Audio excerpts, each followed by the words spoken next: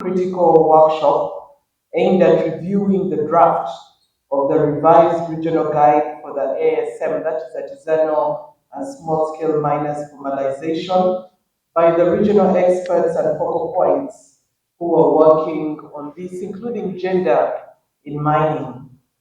I would like to extend to all of you a warm welcome to Entebbe, and the timing is good because we are equally in a jovial mode as we win the Chan AFCON Games. So you are extremely welcome, and we hope you get a chance to watch some of these matches at our national stadium during your stay. Ambassador, you indicated you're here through the 27th, and there are a few matches in between. So Madame Alaba arranged for the teams to watch some of these matches.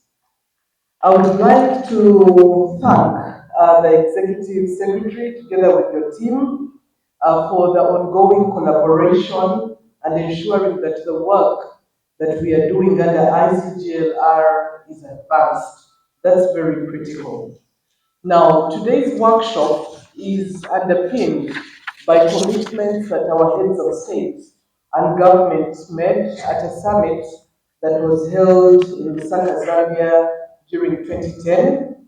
And in that summit, our heads of state committed to domesticate the protocol on the fight against the illegal exploitation of natural resources in the Great Lakes region. And that critical summit was, of course, further followed by what Ambassador referred to, the 6 tools to fight against the illegal exploitation of the natural resources. And today, like Ambassador already highlighted, we are focusing on the fourth tool, formalization of artisanal and small-scale miners. I'm happy to report that the government of Uganda is fully committed to the implementation of the 6 tools, and we have made significant progress in that regard. Critically, at strategic level, I'm happy to report that in our new national development platform that is running the cycle to 2030, we have prioritized aspects of mining under what we've coded the ATMs: agriculture, tourism, mining, and science and technology. And in our plan, National Development Platform, indeed, we are focusing on addressing all the 6 tools. And we are happy to report that so far we have harmonized our relevant national laws to include guidelines in the protocol on the fight against the illegal exploitation of natural resources. And you were all witnesses to our regional certification mechanism in 2023, and we are happy to report that we continue to institutionalize this framework to enable efficient implementation of the ICGLR regional certification mechanism. We are also working on developing a national minerals database and a national chain of custody system to track the flow of designated minerals. And to underpin this, we are focused on putting in place designated mineral markets to streamline mineral trading, bring transparency in alignment with the EAITI commitments that we have made. So Uganda is fully compliant and a member to the Extractives Industry Transparency Initiative, and we continue to build on all these commitments. Now, in alignment with this workshop, we have taken several steps to formalize the artisanal and small-scale miners, where the Ministry of Energy and Mineral Development of Uganda has continued to conduct the biometric registration of artisanal and small-scale miners, and we continue to encourage them to form cooperatives and associations, and we've seen responsiveness to this endeavor. So the mining and minerals artisanal regulations, they are brand new, our latest of 2025 have been gazetted, and these will continue to support us in issuing artisanal mining licenses within the artisanal mining zone. Now, why is this workshop extremely critical? As we focus on illegal trading in minerals and streamlining the trading of minerals, eradicating illicit trade, we also are cognizant of the economic benefits that arise from this formalization. Without a doubt, the guidelines you will work on will go a long way to improve income of these artisanal and small-scale miners, but also supporting market access.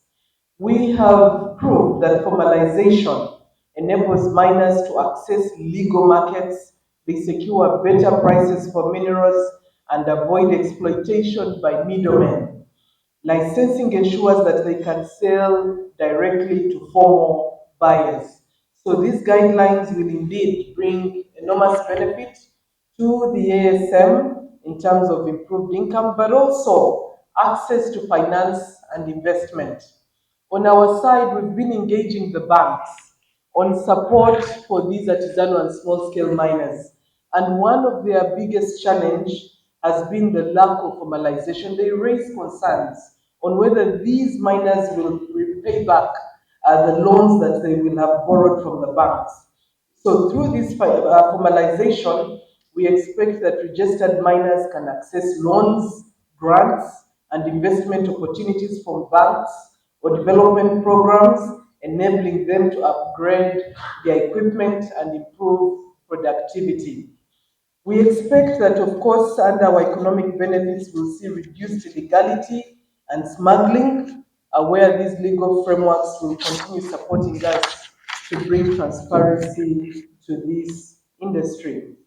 On the social side, and I'm glad we have our partners GIZ and Impact, we expect to see improved working conditions.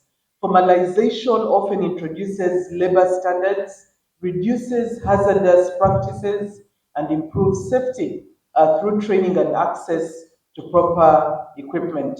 We expect that we shall see improved social protection on the human rights side. As we engage our development partners and potential funders, they raise challenges of human rights and social protection. So through this formalization, miners gain access to social security.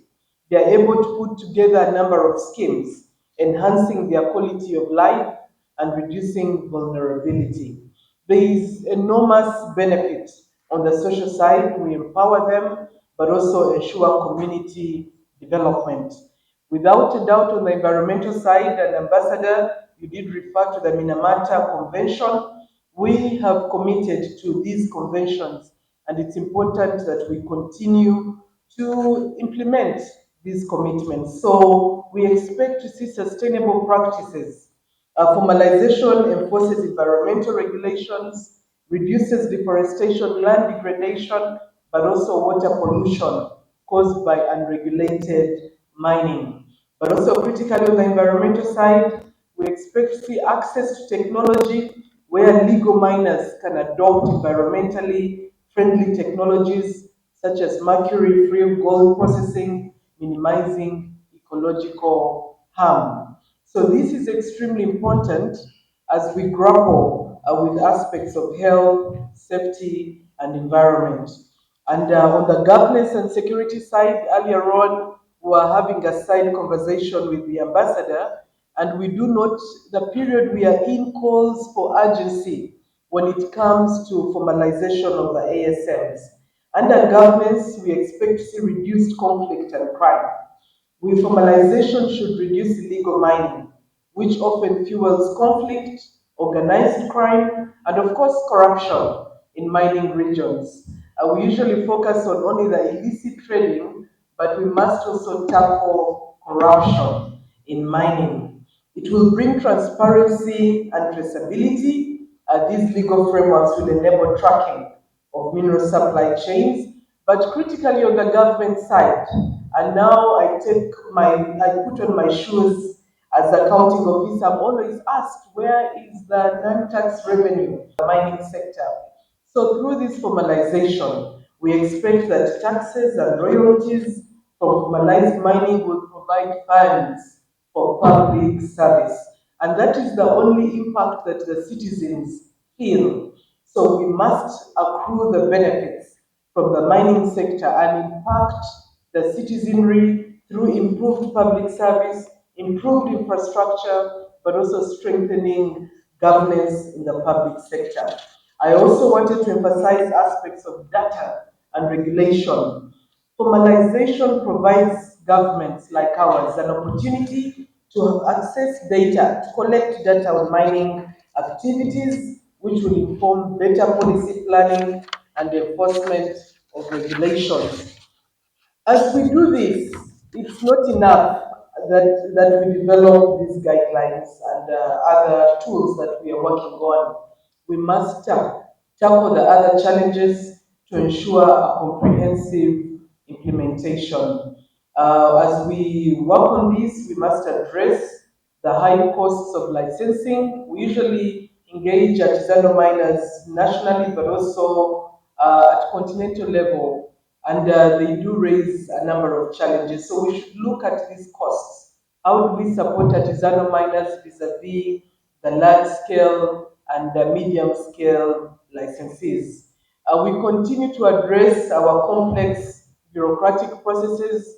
How do we apply digitization to bring efficiency to our government processes so that we support the artisanal miners through quick licensing? On the Ugandan side, we've adopted a cadastre system licensing where we license online, and that should support them. We should ensure that we are streamlining and collaborating as government, the whole of government approach to support of these artisanal and small scale miners. We have on our side, we've engaged them and they're raising challenges in processing environmental social impact assessments. How do we then collaborate as the government, working with the environmental management authorities to ensure that we are all moving in tandem to support these artisanal miners?